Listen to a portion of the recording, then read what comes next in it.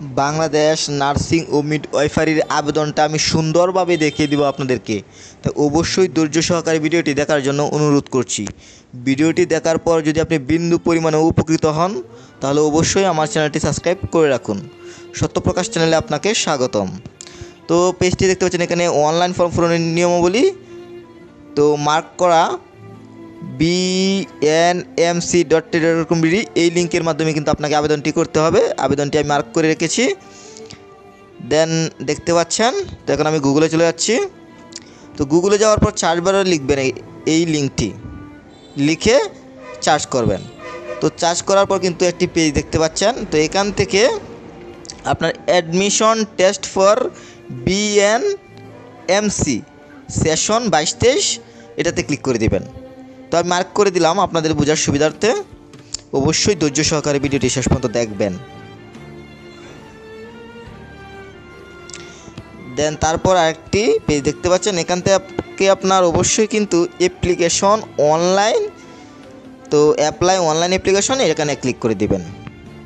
তো এখানে ক্লিক করার পর কিন্তু ফর্মটি দেখতে পাচ্ছেন। তো ফর্মটিতে এখানে কিন্তু আপনার এসএসসি এবং এইচএসসির যে আপনার রেজাল্টটা সেটা কিন্তু আপনাকে ধারাবাহিকভাবে দিতে হবে। তো আমি মার্ক করে আপনাদেরকে দেখাচ্ছি বোঝার সুবিধার্থে।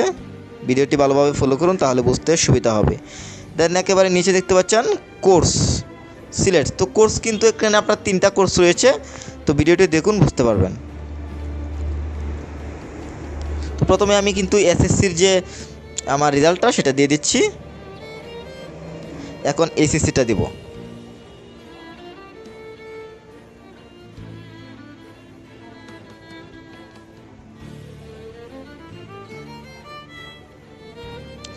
দেন এখন কোর্স এখানে দেখতে পাচ্ছেন 3টা অপশন। তো 3টা অপশন আমি ব্যাচেলর অফ সায়েন্স এটাতে করব। তো এখানে আমি আপনাদের বোঝার সুবিধার্থে আমি এখানে দেখাচ্ছি। যেমন দেখতে পাচ্ছেন 4 বছর মেয়াদি ব্যাচেলর অফ সায়েন্স, এটা প্রথমটা দিবেন। আপনি যদি 3 বছর মেয়াদিতে আবেদন করতে চান তাহলে 2 নম্বরটা দিবেন, এবং কি আপনি যদি 3 বছর মেয়াদি ডিপ্লোমা ইন মিডওয়াইফারিতে আবেদন করতে চান তাহলে 3 নম্বরটা দিবেন। তো এখানে আমি মার্ক করে আপনাদের বোঝার সুবিধার্থে দিয়ে দিলাম। দেন 3টা অপশন থেকে আপনি যে কোনো একটি অপশনে কিন্তু আপনি আবেদন করতে পারবেন। দেন এখান থেকে আমি প্রথমটাতে আবেদন করব, দেন সিলেক্ট করে দিলাম, দেন নেক্সটে ক্লিক করে দেবো। তো নেক্সটে ক্লিক করার পর কিন্তু আরেকটি ফর্ম চলে আসবে।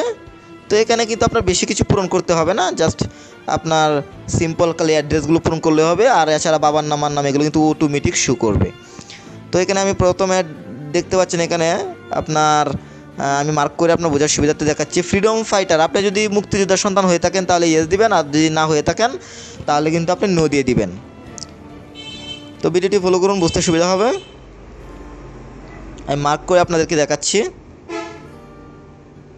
আপনি যদি চান যে প্রেজেন্ট অ্যাড্রেস এবং পার্মানেন্ট অ্যাড্রেস একই দিতে চান সেটা দিতে পারবেন। আর আপনি যদি প্রেজেন্ট অ্যাড্রেস এবং পার্মানেন্ট অ্যাড্রেস যদি আলাদা দিতে চান তাহলে আলাদাও দিতে পারবেন। তো আমি এখানে প্রথমে আমার প্রেজেন্ট অ্যাড্রেসটা দিয়ে দিচ্ছি। ভিডিওটি ফলো করুন, কীভাবে প্রেজেন্ট অ্যাড্রেস দিতে হয় বুঝতে পারবেন।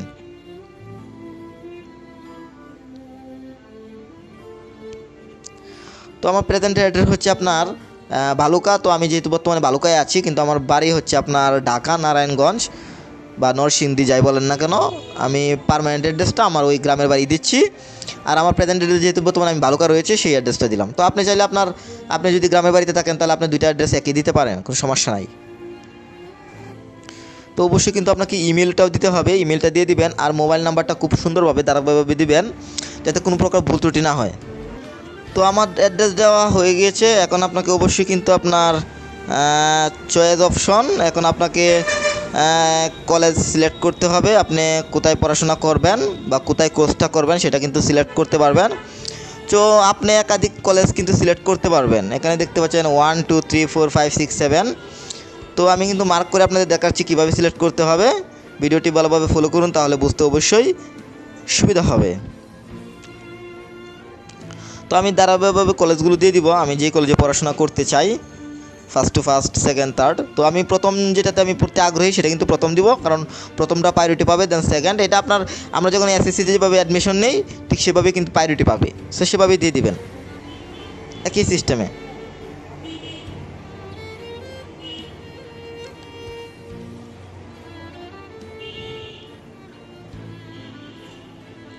তো এখান থেকে আমার দেখতে পাচ্ছেন আমি সিলেক্ট করলাম, একে 5টাই সিলেক্ট করছি, সিরিয়াল নাম্বার দেখতে পাচ্ছেন।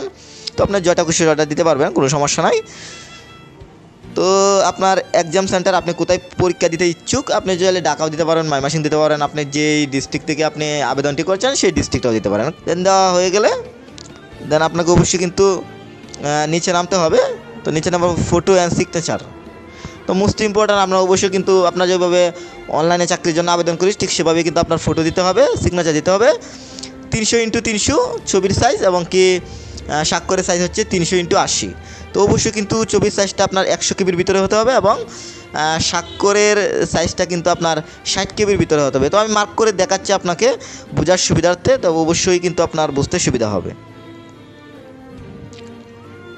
এছাড়াও এখানে দেখতে পাচ্ছেন ক্লিক হেয়ার টু এডিট। তো এখানে আপনি চাইলে আপনার যদি কোনো প্রকার লিখতে যদি কোনো প্রকার ভুল করেন বা পূরণ করতে যদি কোনো ভুল করেন, এখানে এডিটে ক্লিক করলে কিন্তু আপনি পূরণ করতে পারবেন। যেহেতু আমার কোনো ভুল ত্রুটি নেই তাই আমি এডিট আর করছি না। তো এখানে আমি আগে ছবিটা দিয়ে দিচ্ছি, দেন এখন আমি সিগনেচারটা দিয়ে দিব। তো এখন এখানে আপনাকে ব্যালেট কোড, এখানে যে কোডটি দেখতে পাচ্ছেন এই কোডটি কিন্তু এখানে আমি বসিয়ে দিব। তো আপনাকে আমি একটা বিষয় নোটিশ করতে চাই, তো এটা কিন্তু আপনাকে অবশ্যই কিন্তু আবেদনটি করতে আপনার 700 টাকা লাগবে, টেলিটক প্রিপেড সিমের মাধ্যমে কিন্তু পেমেন্ট করতে হবে। তো যারা আপনারা বা আপনি যদি টেলিটক প্রিপেড সিমের কীভাবে SMS পাঠাতে হয় বা পেমেন্ট করতে হয় আপনি না পারেন, চিন্তার কিছু নেই, ভিডিওর ডিসক্রিপশনে আমার একটি ভিডিও থাকবে, ভিডিওটি দেখেও কিন্তু আপনি পেমেন্টটা সহজভাবে করতে পারবেন। তো দেখতে পাচ্ছেন কংগ্রাচুলেশনস, আমার আবেদন কিন্তু হয়ে গিয়েছে, এখন আমি প্রিন্ট করার পালা। তো এই আপনার কপিটা, অ্যাপ্লিকেশন কপিটা আমি চাইলে প্রিন্ট করে নিতে পারবো, আর না হয় আমি প্রিন্ট না করলেও হবে। আপনি চাইলে এই আবেদনটি কিন্তু মোবাইল দিয়েও করতে পারবেন। তার জন্য আপনাকে যেটা করতে হবে, আপনি ছবি এবং স্বাক্ষরেরটা এটা আপনার কম্পিউটার দিয়ে আপনি সাইজ করে তারপর মোবাইল দিয়ে আপনি কিন্তু কাজটি করতে পারবেন।